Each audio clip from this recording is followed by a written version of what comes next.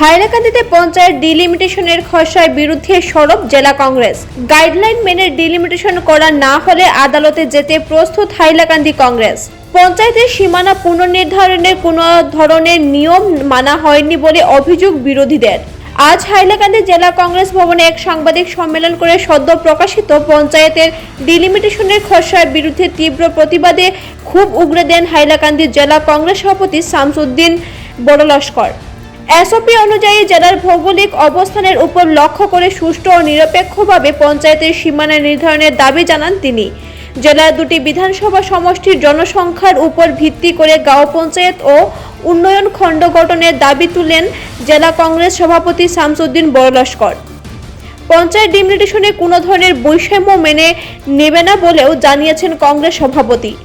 এদিনের সংবাদ বৈঠকে অন্যান্যদের মধ্যে উপস্থিত ছিলেন জেলা কংগ্রেস সহসভাপতি হীরালাল দত্ত, পুরকাইস্ত সাংগঠনিক সাধারণ সম্পাদক মনোজ মোহন দেব, মুখপাত্র আইনজীবী রুকন উদ্দিন বড়ভুইয়া প্রমুখ। আমাদের হাতে রয়েছে বক্তব্য।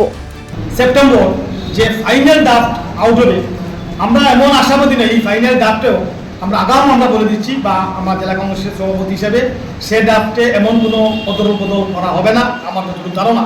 যদি অদল বদল করা হয় বা গণদাবি হিসেবে যদি করা হয়, ওয়েল অ্যান্ড গুড, আমরা খুশি। জনগণের কথা, জনগণের অভিযোগকে সম্মান জানিয়ে প্রশাসন বা সরকার ব্যবস্থা নেবে। যদি না নেয় তাহলে আমরা আগামী দিন 27 সেপ্টেম্বর পর যে ফাইনাল খসড়া বের হওয়ার পর আমরা বৃহত্তর একটা আন্দোলনের দিকে যাব। প্রয়োজনে আমরা হাইকোর্টে যেতে পারি, কারণ তারা যেটা গতকালকে লিপিবদ্ধ করে আজকে 26 তারিখ, একদিনের ভিতরে যে ডিলিমিটেশনটা তারা 2 মাসে কমপ্লিট করতে পারেনি। এই যেভাবে জিওগ্রাফিক্যালি এবং পপুলেশন দিক দিয়ে যে অসঙ্গতি ব্যাপক, সেটা ঠিক করতে আমার মনে হয় ন্যূনতম 10 থেকে 15 দিনের দরকার। এই যে তারা গণশুনানি নেওয়ার পর এই যে বিসঙ্গতি যেটা দেখা দিয়েছে, সেটা ঠিক করতে 10 থেকে 12 দিনের দরকার। সেটা আজকে একদিন, আজকে 26 তারিখ, একদিনের মধ্যে তারা কীভাবে সেটা সমাধান করে 27 তারিখ সেটা আবার পাবলিশ করবে, সেই হিসেবে আমরা জেলা কংগ্রেসের পক্ষ থেকে বলছি সেটা সম্পূর্ণ একটা নাটক এবং একটা দুরবসন্ধি, খারাপ দৃষ্টিভঙ্গি নিয়ে ডিলিমিটেশন করা হয়েছে। তাই আমরা আগামী দিন হাইকোর্টে আমরা রিট পিটিশন দাখিল করব এবং জনগণের বৃহত্তর স্বার্থে আমরা বিভিন্ন আন্দোলনের দিকে যাব। এখানে আরেকটি কথা, যে গত 20 সেপ্টেম্বর 17 সেপ্টেম্বর ডিলিমিটেশন আউট হওয়ার পর জেলা শাসক সমস্ত রাজনৈতিক দল এবং বিধায়কদের 20 সেপ্টেম্বর আমাদের একটা সর্বদলীয় সভা হয়েছিল জেলা শাসকের পক্ষে। সেখানে প্রত্যেকটি পলিটিক্যাল পার্টির সভাপতি ছিলেন, একমাত্র কংগ্রেস এবং সিপিএম এবং সিপিআই বাদবাকি ইউডিএফ এবং বিজেপির অবস্থান একই অবস্থানে ছিল। সেটা আমাদের ঐশ্বর্যজনক লেগেছে যে 3 বিধায়কের ভূমিকা, বিশেষ করে হাইলাকান্দির বিধায়ক জাকির হোসেন লস্করের ভূমিকা আমাদেরকে অধিক উদ্বিগ্ন করে তুলেছে। যার জন্য আজকে আমরা স্পষ্ট হিসেবে আমরা বলতে চাই যে এই যে ডিলিমিটেশনে শাসক দলের সঙ্গে যে ইউডিএফ জড়িত, সেটার প্রমাণ হিসেবে আমি এটাই আপনাদের সামনে একটা অভিযোগ করছি, যেখানে আমরা পপুলেশন প্রত্যেকটি 62 জিপিতে ইকুয়ালভাবে বন্টন করার যে আবেদন আমি জেলা শাসক এবং সিএম মহোদয়ের কাছে যখন আমার বক্তব্যে আমি সেটা তুলে ধরেছিলাম যে 62 জিপির ইকুয়াল যদি আমরা ডিস্ট্রিবিউশন করা হয়, প্রত্যেকটা জিপি যদি কোনো জিপি 7,000 8,000 হয়, প্রত্যেক জিপি যাতে 8,000 9,000 মধ্যে থাকে, এভাবে 15,000 আর 4,000 এই যে ডিফারেন্সকে আমরা যাতে মান্যতা না দিয়ে সমবন্টন করা হয়, সে ব্যাপারে যখন দাবি করেছিলাম, সিএম মহোদয় তখন সে ব্যাপারে সহমত হয়েছিলেন। কিন্তু হাইলাকান্দির বিধায়ক জাকির হোসেন লস্কর তখন আপত্তি জানিয়ে দিলেন যে 121 হাইলাকান্দিতে যদি 4,000 3,500 নিয়ে জনসংখ্যা নিয়ে যদি জিপি হয়, তাহলে লস্কর সাহেব আপনার কি অসুবিধা আছে? 121-এ যদি 4,000 4,500 1000 পপুলেশন নিয়ে জিপি হয়, আপনার কি অসুবিধা আছে? তখন আমি প্রত্যুত্তরে জাকির হোসেন লস্করকে বললাম যে আপনি বিজেপির বিধায়ক না বিজেপির প্রেসিডেন্ট, আপনি আমার এই কথার উপরে আপনি আপত্তি করলেন, কারণ সেটা বিজেপি বানিয়েছে। কেন বানিয়েছে? যদি 121-এ 4,000 3,500 পপুলেশন দিয়ে হয়, তাহলে অটোমেটিকলি 122 আলগাপুরের জিপিগুলো হবে, সেখানে পপুলেশন 15 থেকে 16,000 হবে।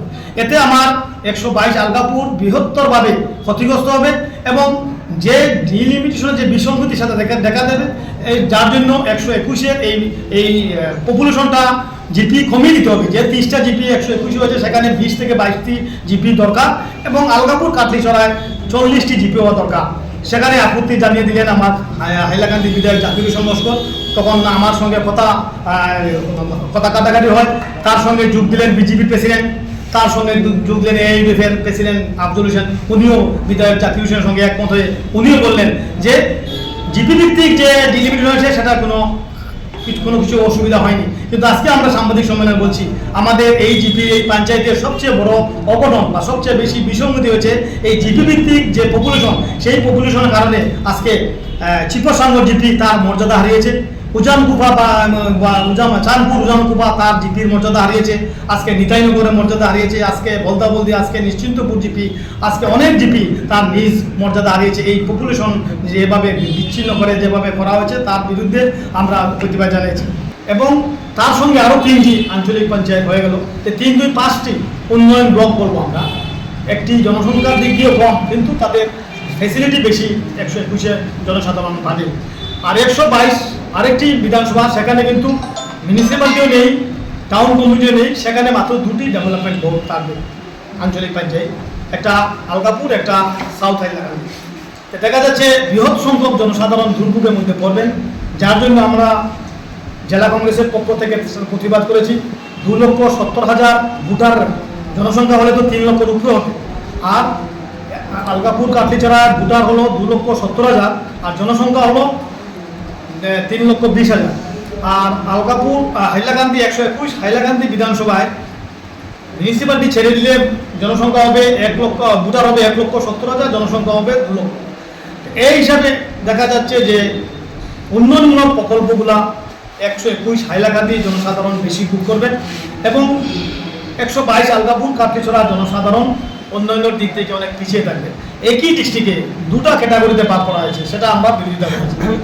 একই ডিস্ট্রিক্ট, একই জেলার 2টা বিধানসভার মধ্যে 2 ধরনের জিপি এবং জেলা পরিষদ ভাগ করা হয়েছে, যার তীব্র আমরা বিরোধিতা করেছি।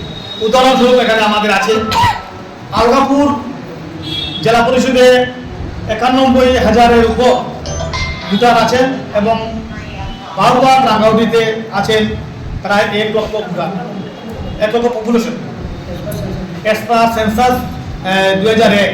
2001 যদি 95,000 হয়, 2000 আজকে 24, আমাদের পপুলেশন হবে প্রায় 1.5 লক্ষ আর ভোটার হবে প্রায় 1 লক্ষ। সেই হিসাবে রাজ্যসপুর জেলা পরিষদে অনলি 35,000 পপুলেশন দিয়ে জেলা পরিষদ বানানো হয়েছে এবং কাটাকালেও 45,000 পপুলেশন দিয়ে জেলা পরিষদ বানানো হয়েছে। এইভাবে একটি জেলায় দুভাগে বিভক্ত করার বিরুদ্ধে আমরা আমাদের গণশুনানিতে আমরা সেটা অভিযোগ জানিয়েছি। এবং তৃতীয় আমাদের অভিযোগ ছিল যে যেভাবে এই ডিলিমিটেশন করা হয়েছে সেটা সম্পূর্ণ অযৌক্তিক, অবৈজ্ঞানিকভাবে করা হয়েছে এবং সেটার সঙ্গে জড়িত আমরা তাদেরকে সরাসরি বলেছি যে আপনারা যেটা ডিলিমিটেশন করেছেন কিসের ভিত্তিতে করেছেন। সেটার উত্তর 2 যে আধিকারিক 121, 122-এ যে 2 আধিকারিক, তাদের কাছে কোনো প্রশ্নের উত্তর ছিল না। তো তারা, আমার যতটুকু ধারণা, তারা শুধু গভর্নমেন্টের কথা রাখতে গিয়ে শুধু জগন্নাথ হিসাবে শুধু বসে এবং তাদের নিজের অনেকের বক্তব্য লিপিবদ্ধ করেছেন, সেই বক্তব্যটা জেলা পরিষদের অফিস করতেই থাকবে আমার যতটুকু ধারণা। তার জন্য আজকে আমরা সাংবাদিক সম্মেলন করে আমরা বলছি যে আমাদের এই প্রশাসনের উপরে, এই সরকারের উপর আমাদের কোনো আস্থা এবং বিশ্বাস নেই।